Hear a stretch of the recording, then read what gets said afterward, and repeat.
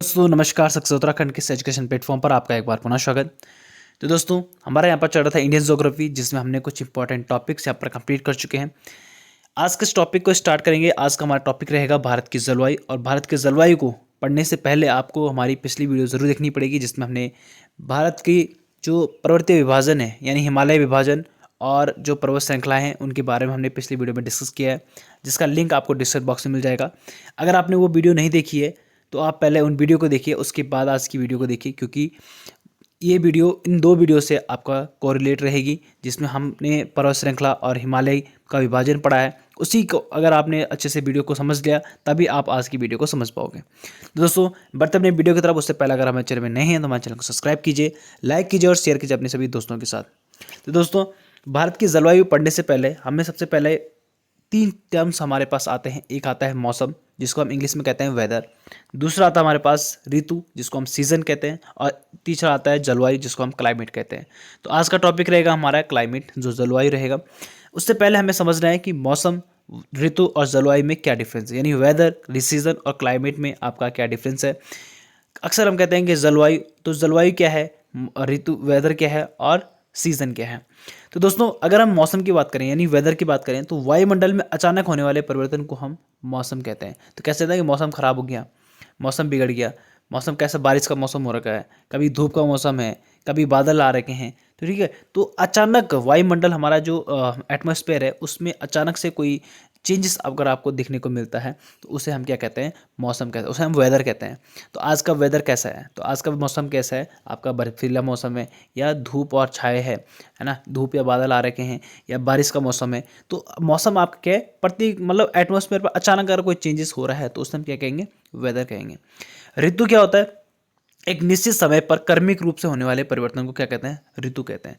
तो एक निश्चित समय यानी आपको पता है कि 3 महीने आपके पास क्या रहता है, बरसात रहती है, 3 महीने आपके पास सर्दी रहती है, 3 महीने आपके बसंत ऋतु रहती है, 3 महीने आपको सर्दी रहती है ना। तो इस तरीके से आप ये क्या है, ऋतु फिक्स टाइम यानी निश्चित समय अंतराल में एक कर्म के साथ आपकी बदलती रहती है। यानी पहले आपके पास जैसे शीत ऋतु आ गया, फिर आपके पास बसंत ऋतु आ गई, फिर आपके पास ग्रीष्म ऋतु आ गई, फिर उसके बाद वर्षा ऋतु आ गई, है ना। तो इस तरीके से कर्म के साथ चलता रहता है। ऐसा नहीं होता है कभी कि पहले शीत ऋतु आई उसके बाद सीधे डायरेक्टली वर्षा ऋतु आ गई, फिर उसके बाद ग्रीष्म ऋतु आ रही। ऐसा नहीं होता है, नहीं होता नहीं है। एक निश्चित समय बाद एक कर्म के साथ आपका क्या हो रहा है, ऋतु चेंज होती रहती है। जैसे सबसे पहले बसंत ऋतु आ गई, फिर उसके बाद ग्रीष्म ऋतु आती है, फिर वर्षा ऋतु आती है, फिर शरद ऋतु आती है, फिर हेमंत ऋतु आती है, फिर शीत ऋतु आती है ना। शीत में जिसमें आपके बर्फ गिरते हैं, तो बर्फ कब आप गिरती है, जनवरी फरवरी के आसपास आपकी क्या होती है, बर्फ गिरती है।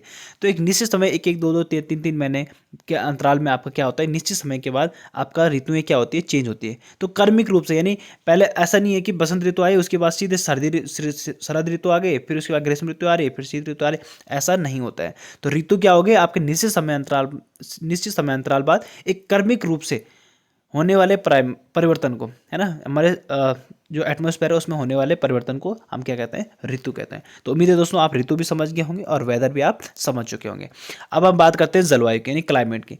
तो क्लाइमेट क्या होता है, जलवायु मौसम का वह व्यापक रूप माना जाता है जो दूसरे शब्दों में किसी बड़े क्षेत्र, तापमान, वायु दाब, वर्षा, मतलब कि वहाँ के मौसम का कम से कम 30 वर्षों की औसत अध्ययन को उस क्षेत्र की जलवायु कहते हैं। तो दोस्तों हम यहाँ पर देख रहे थे एक निश्चित समय अंतराल बाद क्या हो रहा है, आपका कर्मिक रूप से क्या हो रहा है, परिवर्तन हो रहा है। एक साल के अंतर्गत हमारे कर्मिक रूप से निश्चित समय अंतराल बाद जो हमारा क्लाइमेट है वो क्या हो रहा है, चेंज हो रहा है ना। जो आपका जो मौसम हमारा एटमॉस्फेयर है वो क्या हो रहा है, चेंज हो रहा है। उसको हम क्या कह रहे हैं, ऋतु कह रहे हैं, लेकिन सीजन कह रहे हैं। परंतु जलवायु क्या होती है, जलवायु का जो मेजरमेंट होता है दोस्तों, वो कम से कम 30 वर्षों का औसतन देखा जाता है। तो 30 वर्ष में हमारे भारत की क्लाइमेट किस तरीके से रहा, या उत्तराखंड का क्लाइमेट किस तरीके से रहा, किसी राज्य स्टेट का हमारे क्लाइमेट किस तरीके का रहा, वो चीज़ हम यहाँ पर देखते हैं। तो वो हमारे किसके अंदर आती है, क्लाइमेट के अंदर आती है। कि यहाँ पर उसका क्लाइमेट के अंदर हम क्या चीज़ देखते हैं, एक तो टेम्परेचर देखते हैं, दूसरा क्या देखते हैं, उसका जो एटमॉस्फेरिक प्रेशर है वो देखते हैं, तीसरा देखते हैं वर्षा यानी जो रेन हो रहा है, यानी रेन टेम्परेचर, एटमॉस्फेयर प्रेशर और आपका जो रेन है यानी वर्षा है, इन तीनों का हम मेजरमेंट करते हैं कि 30 वर्षों के अंतर्गत आपका कितनी यहाँ पर बरसात हुई है, कितना यहाँ पर एटमॉस्फेयर प्रेशर रहा है, कितना यहाँ पर टेम्परेचर रहा है। तो 30 वर्षों का उस पूरे टेम्परेचर का, एटमॉस्फेरिक प्रेशर का और जो रेन वर्षा की दर है उस चीज़ को मेजरमेंट करके उसका जो औसतन होता है उसको मेज़र किया जाता है और तब बताया जाता है कि इस 30 साल में इस तरीके की जलवायु भारत में रही है। तो ऐसी जलवायु आपकी भारत में रही है। आपकी नमी वाली जलवायु हो सकती है, आपकी बहुत गर्मी वाली जलवायु हो सकती है, बहुत ठंड वाली जलवायु हो सकती है। तो इस तरीके की आपके क्या है, तो क्लाइमेट हमारा 30 वर्षों के यानी कुछ लंबे टाइम के बाद आपका मेज़र किया जाता है। ऋतुएं आपका पर मंथ या 2 मंथ में आपके क्या होते हैं, क्रमिक रूप से ऋतुएं चेंज होती है, उसको मेज़र किया जाता है। और जो वेदर होता है, वेदर का जो मेजरमेंट होता है वो अचानक जो परिवर्तन आपका एटमॉस्फेयर में हो रहा है वो आपका क्या हो जाएगा, वेदर हो जाएगा। उम्मीद है दोस्तों आपको ये समझ में आया होगा। तो दोस्तों आगे बढ़ते हैं अपनी वीडियो की तरफ। तो भारत की जलवायु के बारे में अभी मैंने आपको सिर्फ ये बताया कि वेदर क्या होता है, आपका जो सीज़न होता है वो क्या होती है और जलवायु क्या होती है। तो दोस्तों वेदर यहाँ पर हमने जो ऋतु हैं वो भी हमने पढ़ी। 6 ऋतुएं आपके पास होती है, बसंत ऋतु, ग्रीष्म ऋतु, वर्षा ऋतु, शरद ऋतु, हेमंत ऋतु और शीत ऋतु। दोस्तों ये आपको ऋतुएं भी याद रखनी है, तो आपके पास ये भी क्वेश्चन में बन जाता है। तो कितनी ऋतुएं हमारे पास, 6 ऋतुएं हमारी, कितनी, 6 ऋतुएं होती हैं।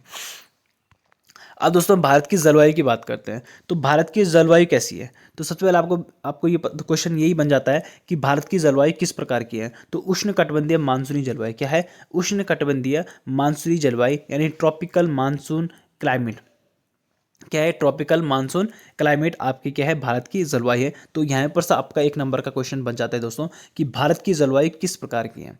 तो यही क्वेश्चन आपके पास गया, भारत की जलवायु किस प्रकार की है, आपकी उष्णकटिबंधीय मानसून जलवायु यानी ट्रॉपिकल मानसून क्लाइमेट। तो दोस्तों मानसून की बात करते हैं। तो मानसून अब यहाँ पर मानसून की बात आ गई तो हम मानसून भी देख लेते हैं मानसून क्या होता है। तो भारतीय मानसून का वर्णन सबसे पहले अरब विद्वान अल मसूदी ने किया था। किसने किया था, अल मसूदी ने। दोस्तों ये भी आपका ज्योग्राफी में क्वेश्चन बन जाता है कि भारतीय मानसून का सर्वप्रथम वर्णन किसने किया था। तो भारतीय मानसून का सर्वप्रथम वर्णन जो है वो किसने किया था, अल मसूदी ने किया था। किसने, अल मसूदी ने किया था। मानसून शब्द की उत्पत्ति जो है अरबी भाषा के मौसिस शब्द से हुई है। तो सबसे पहले हमें मानसून को समझना है, मानसून क्या है। तो मानसून शब्द की उत्पत्ति जो है किससे हुई है, अरबी भाषा के मौसिस शब्द से हुई। किससे हुई, मौसिस शब्द से हुई है, जिसका अर्थ है मौसम के अनुसार दिशा बदलने वाली पवनें। क्या है, मौसम के अनुसार दिशा बदलने वाली पवनें। तो मानसून का मतलब क्या होता है, मौसम के अनुसार दिशा बदलने वाली पवनें। तो किस प्रकार से दिशा बदलती है, तो मौसिस का अर्थ होता है मौसम के अनुसार दिशा बदलने वाली पवनें, जिसको हम हिंदी में क्या कहते हैं, मानसून कहते हैं। क्या कहते हैं, मानसून कहते हैं। तो अब मेरे दोस्तों आपको ये भी समझ में आया होगा। तो अगर हम देखें कि किसी भी देश की जलवायु किस पर निर्भर करती है, तो अगर उसकी क्लाइमेट को हमें देखना है तो वो किस चीज़ पर डिपेंड करेगा आपका। तो किसी भी देश की अगर हमें जलवायु देखनी है तो सबसे पहले उसका देखना पड़ेगा उस स्थान का ऊंचाई क्या है ना, उसकी जो हाइट है वो कितनी है। हाइट के अनुसार हम उसके क्लाइमेट को मेज़र कर सकते हैं। वहाँ के पहाड़ों की स्थिति कैसी है, हम पहाड़ देखेंगे कि किस तरीके के पहाड़ वहाँ पर उपस्थित हैं। किसी भी क्षेत्र का अगर हमें क्लाइमेट अगर मेज़र करना है तो उसकी एरिया का हमें क्या देखना पड़ेगा, वहाँ पर हिल एरिया किस तरीके की, नहीं पहाड़ियाँ कितने, माउंटेन किस तरीके के वहाँ पे हैं और उसकी हाइट कितनी, समुद्र से उसकी ऊंचाई कितनी है, वह स्थान समुद्र से दूर, उसकी दूरी कितनी है, समुद्र से कितनी दूरी पर वो स्थान है आपका, है ना। जैसे अगर हम नॉर्थ की बात करें तो नॉर्थ में आपको दूर दूर तक क्या है, समुद्र नहीं दिखाई देता है, तो वहाँ पर का क्लाइमेट अलग होगा और समुद्र के किनारे का क्लाइमेट अलग होगा। तो ये भी डिपेंड करेगा कि वो समुद्र से कितनी दूरी पर स्थित है।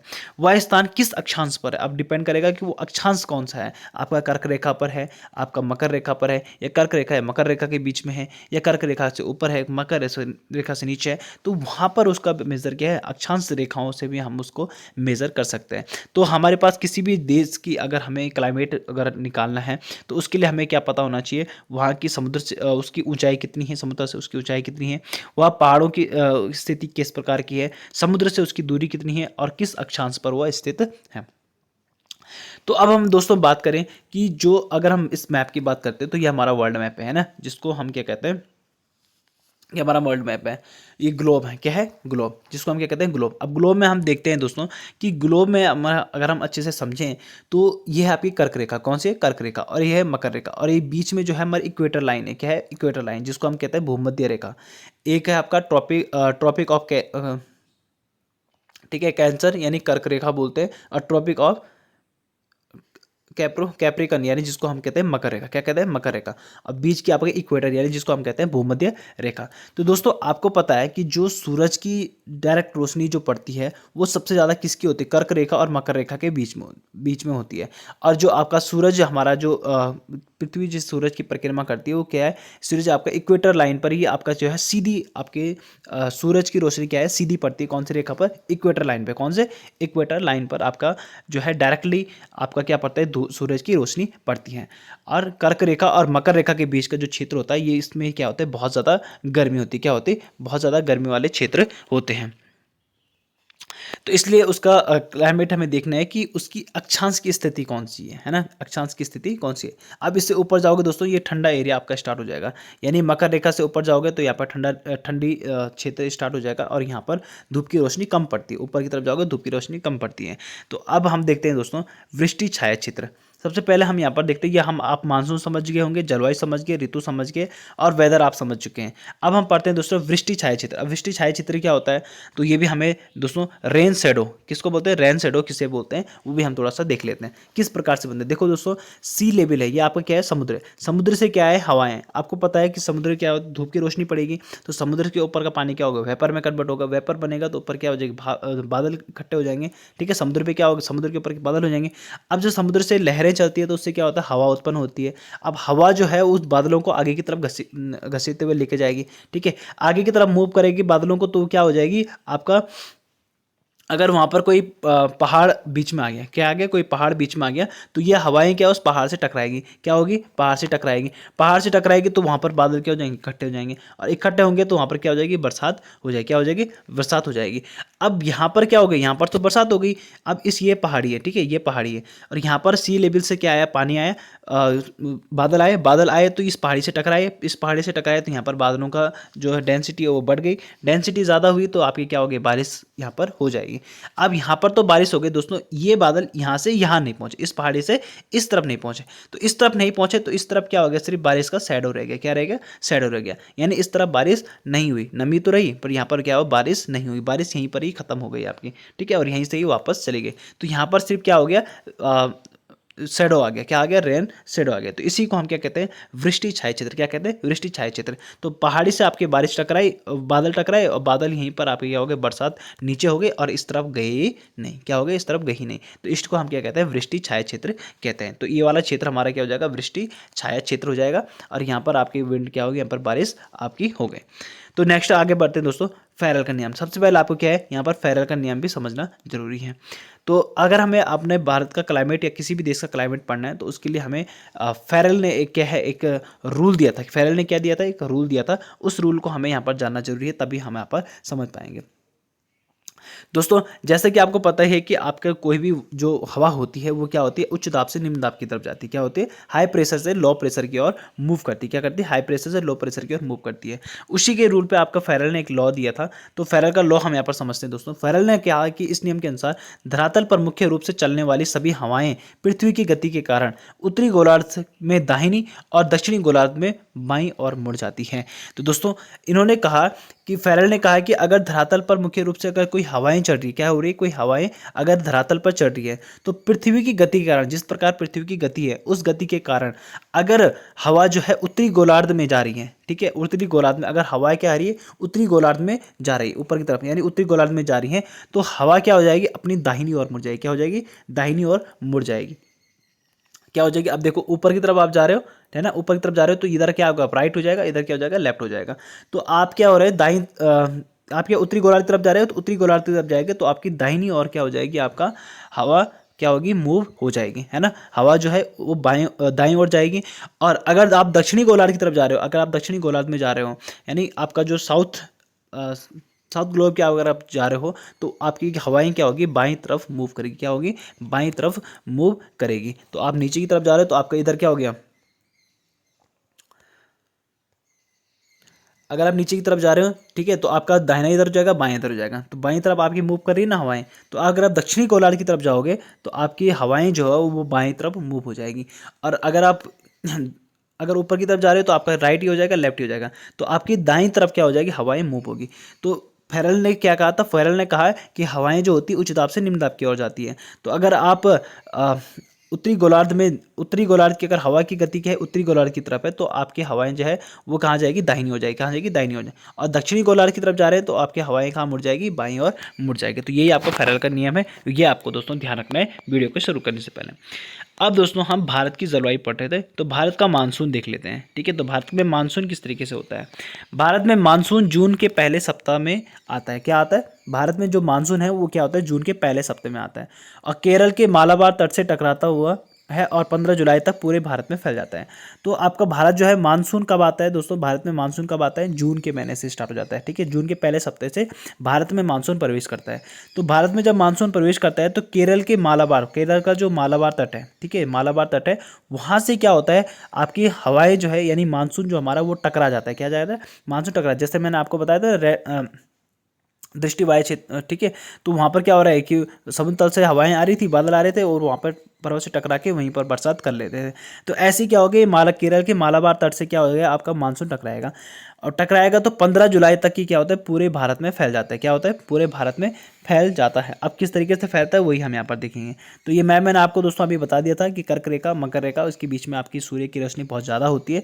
तो इसके बीच का जो क्षेत्र होता है आपका, इसके बीच के जितने भी देश हैं वहाँ पर क्या है, बहुत ज़्यादा गर्मी होती है। क्या होती है, बहुत ज़्यादा गर्मी होती है। तो जैसे जैसे आप ऊपर की तरफ जाओगे तो आपकी हवाएं जो होगी दाहिनी तरफ मुड़नी स्टार्ट हो जाएगी और नीचे तरफ जाओगे तो आपकी हवाएं बाईं तरफ मुड़नी स्टार्ट हो जाएंगी। तो दोस्तों आगे बढ़ते हैं, अब देखते हैं भारत में मानसून किस तरीके का। भारत में मानसून कैसा आता है, तो दोस्तों भारत में मानसून आता है आपके दक्षिण पश्चिम दिशा से।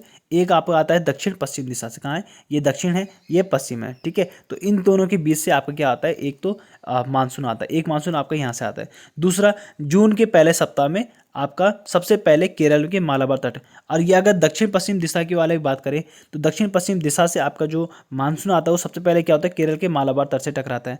ठीक है, उसके बाद आपके ये दक्षिण पश्चिम मानसून जो है दो शाखाओं में बन जाता है। क्या बन जाता है, दो शाखाओं में बन जाता है। एक तो जाता है अरब सागर की शाखा और एक होती है बंगाल की खाड़ी की शाखा।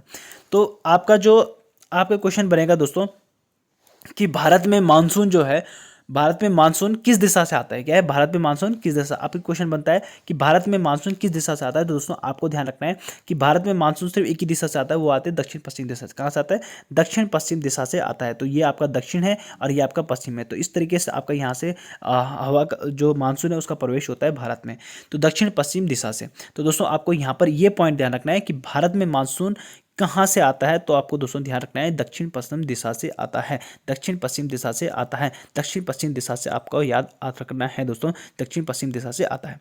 तो सबसे पहले जो मानसून है वो कहाँ पर टकराता है, तो सबसे पहले कहाँ टकराता है, मालाबार तट में टकराता है। जैसे ये मालाबार तट में आपका जो है केरल के मालाबार तट में आपका मानसून टकराता है तो ये दो शाखाओं में बढ़ जाता है। क्या होता है, दो शाखाओं में बढ़ जाता है। किसकी शाखा में बढ़ता है, एक तो आपका अरब सागर की शाखा बन जाती है और एक आपकी बन जाती है बंगाल की खाड़ी शाखा।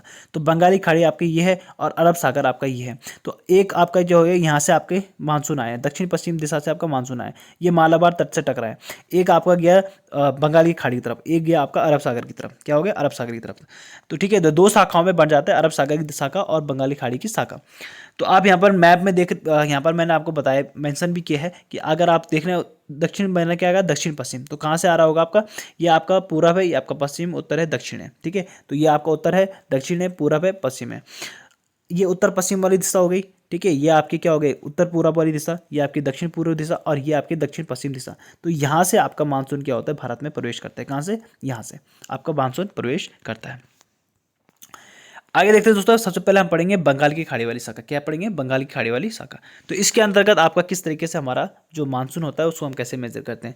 तो बंगाली खाड़ी वाली शाखा सीधा जाकर टकराती है मेघालय के गारो, खासी और जयंतिया पहाड़ी से।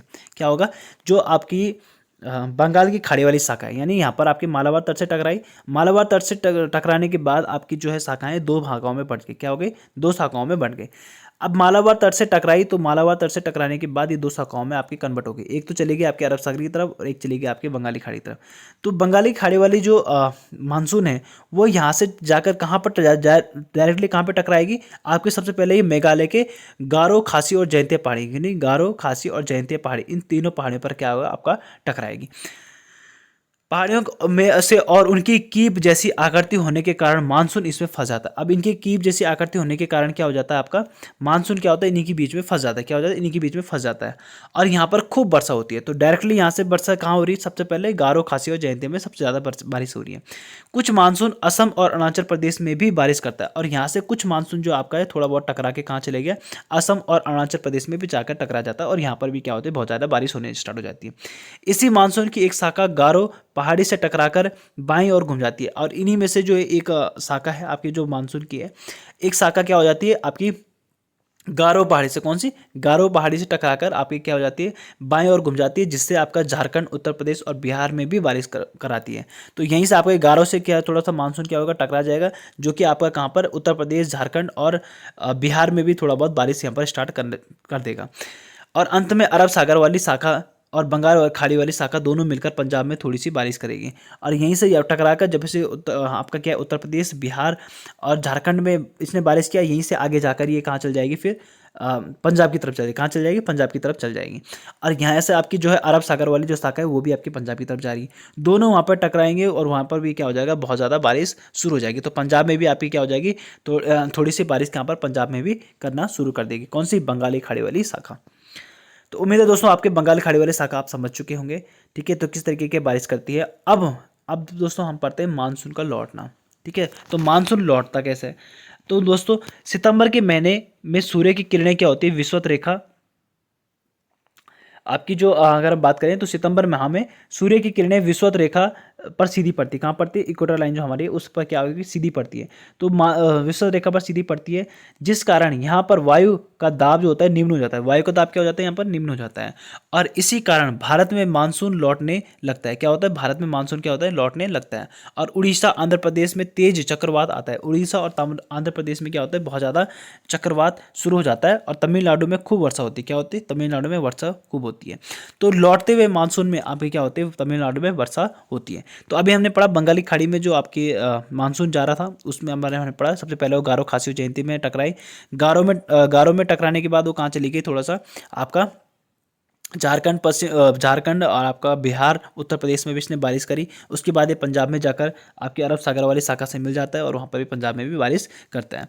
तो लौटते हुए मानसून की बात करें दोस्तों, तो सितंबर महीने में सूर्य क्या होता है, किरणें विषुवत रेखा पर सीधी पड़ती है, जिस कारण यहाँ पर जो वायु दाब होता है वो निम्न हो जाता है। वायु दाब क्या होता है, निम्न हो जाता है।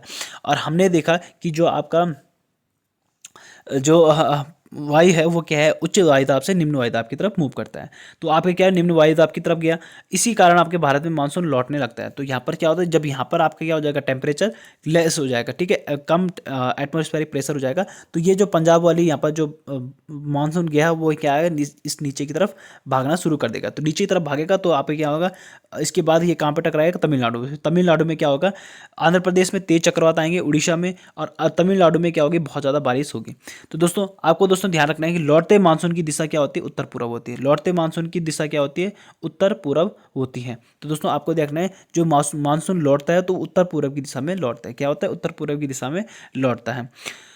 सबसे अधिक वर्षा कहाँ पर होती है, तमिलनाडु में। सबसे अधिक वर्षा कहाँ पर होती है, तमिलनाडु में। तो लौटते हुए मानसून में सर्वाधिक जो वर्षा होती है कहाँ पर होती है, तमिलनाडु में होती है। भारत में सबसे अधिक वर्षा कहाँ पर होती है, मसीनराम में। कहाँ पर होती है, मसीनराम। और सबसे कम वर्षा होती है लेह में। कहाँ पर होती है, लेह में आपकी सबसे कम बारिश होती है। और सबसे अधिक बारिश होती है मासिनराम में। कहाँ पर होती है, मासिनराम में। और दोस्तों आपके पास क्वेश्चन क्या बनता है कि तमिलनाडु में या आपसे क्वेश्चन बन सकता है कि लौटते हुए मानसून में सबसे ज़्यादा बारिश कहाँ पर होती है। तो लौटते हुए मानसून सर्वाधिक जो वर्षा होती है कहाँ पर होती है, आपकी तमिलनाडु में। लौटते हुए मानसून से सर्वाधिक वर्षा होती है तमिलनाडु में। और आपसे क्वेश्चन घूम के भी बन सकता है कि तमिलनाडु में किस प्रकार की वर्षा होती है, किस प्रकार का मानसून के द्वारा वर्षा होती है। तो लौटते हुए मानसून के कारण वर्षा होती है। तो सबसे अधिक वर्षा होती है भारत में मासिनराम में, और सबसे कम वर्षा होती है लेह में। उम्मीद दोस्तों आपके लौटते हुए मानसून को भी यहाँ पर समझ चुके होंगे। अब दोस्तों हमने अभी देखा था बंगाल की खाड़ी वाला मानसून। ठीक है, बंगाल की खाड़ी मानसून का शाखा हमने देखी, और उसकी हमने लौटते हुए मानसून भी देख लिया। तो बंगाल की खाड़ी के जो शाखा है उसका लौटते हुए मानसून से ही आपका क्या होता है, तमिलनाडु में बहुत ज़्यादा बारिश होती है। अब हम दोस्तों पढ़ते हैं अरब सागर की शाखा। तो अरब सागर की शाखा अगर हम देखते हैं तो अरब सागर की शाखा सबसे पहले अरब सागर की शाखा जो होती है सबसे पहले पश्चिमी घाट से टकराकर केरल में वर्षा कराती है। अब यहाँ पर क्या है, पश्चिमी घाट है और पूर्वी घाट है। तो पश्चिमी घाट में आपका जो है टकराकर सबसे पहले क्या होता है, पश्चिमी घाट से टकराकर केरल में क्या होता है, बहुत ज़्यादा बारिश करता है। तो केरल में सबसे अधिक वर्षा किसकी वजह से हो रही है, अरब सागर की शाखा की वजह से। तो केरल में सर्वाधिक वर्षा है अरब सागर की शाखा की वजह से। और तमिलनाडु में सर्वाधिक वर्षा है आपका बंगाली खाड़ी की जो शाखा है उसके लौटते हुए मानसून के कारण आपके तमिलनाडु में सर्वाधिक वर्षा होती है। तो ये भी दोस्तों आपको ध्यान रखना है। उसके बाद ये क्या है, गुजरात के पास 3 दिशाओं में मुड़ जाती है। तो गुजरात के पास जब जैसे ही गुजरात में पहुंचती है तो ये 3 डायरेक्शन में मुड़ जाती है। क्या हो जाती है? 3 डायरेक्शन में मुड़ जाती है। तो 3 डायरेक्शन में मुड़ी आपकी, तो एक शाखा गुजरात की और दूसरी सीधा निकल जाती है और तीसरी शाखा मध्य प्रदेश की ओर मुड़ जाती है। तो एक शाखा तो जो आपकी है वो आपके कहाँ गुजरात की तरफ मुड़ गई, एक शाखा आपकी जो है नॉर्थ की तरफ चली गई और एक शाखा आपके मध्य प्रदेश की ओर चली जाती है। तीसरी शाखा प्रदेश की ओर मुड़ जाती है, मध्य प्रदेश की तरफ मुड़ जाती है। तो ये आपने देख लिया होगा। अब यहाँ पर हम देखते हैं पश्चिमी विक्षोभ। ठीक है, उम्मीद दोस्तों यहाँ तक आप समझ चुके होंगे। अब हम देखते हैं वेस्टर्न डिस्टर्बेंस। तो वेस्टर्न डिस्टर्बेंस किस तरीके से होता है आपका, तो ठंडे दिनों में भूमध्य सागर पानी भाप बनकर ऊपर उठ जाता है। तो भूमध्य सागर जो है आपका है वो उसका क्या होता है, भाप बनकर ऊपर की ओर उठता है।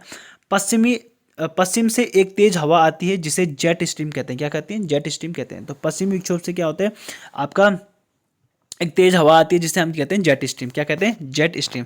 तो आपसे पूछा जा सकता है दोस्तों कि भूमध्य सागर से आने वाली जो तेज हवाएं हैं, भूमध्य सागर से आने वाली जो तेज हवाएं हैं उसे क्या कहा जाता है? तो जेट स्ट्रीम। आपसे पूछा जा सकता है कि जेट स्ट्रीम क्या है? तो भूमध्य सागर से आने वाली रेखाएं या पश्चिमी विक्षोभ से आने वाली जो रेखाएं, जो हवाएं हैं वो उसको क्या कहते हैं? जेट स्ट्रीम कहते हैं। या पश्चिम से आने वाली जो हवाएं हैं उनको कहते हैं जेट स्ट्रीम। वह बादलों को भारत की ओर ले जाती है। क्या करती है? बादलों को भारत की ओर ले जाती है, जिस कारण भारत के उत्तरी पश्चिमी राज्यों में क्या होता है, आपके वर्षा होती है। तो उत्तरी पश्चिमी जो राज्य हमारे कौन से हैं? ये उत्तर और पश्चिमी राज्य। तो उत्तर पश्चिमी राज्य कौन से? आपके आपके आपका पंजाब हो गया, आपका राजस्थान हो गया, आपका गुजरात हो गया।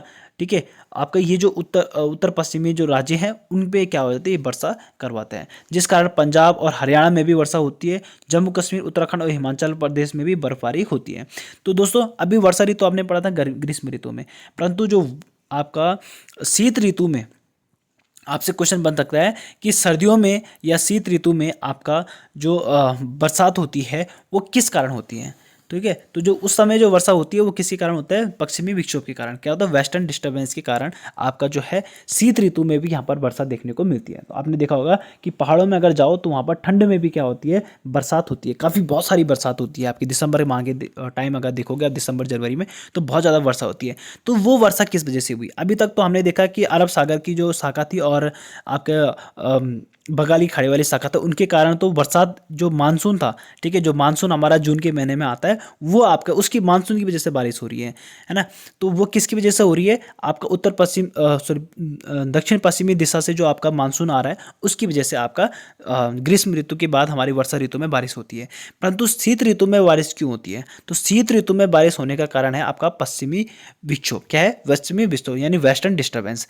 होता क्या है कि जो आपका भूमध्य सागर की से जो हवाएं आ रही हैं, ठीक है, उसको हम कहते हैं जेट स्ट्रीम। उसी जेट स्ट्रीम के कारण आपका जो है उत्तर पश्चिमी जो राज्य हमारे हैं भारत के, वहाँ पर आपकी क्या होती है? बरसात होती है, जिसमें आपका पंजाब आ गया, हरियाणा आ गया, जम्मू कश्मीर, उत्तराखंड और हिमालय आपका हिमाचल प्रदेश आपका आ जाता है। और यहाँ पर क्या होता है? इसी की बारिश की वजह से क्या होता है? बर्फबारी भी यहाँ पर देखने को हमें मिलती है।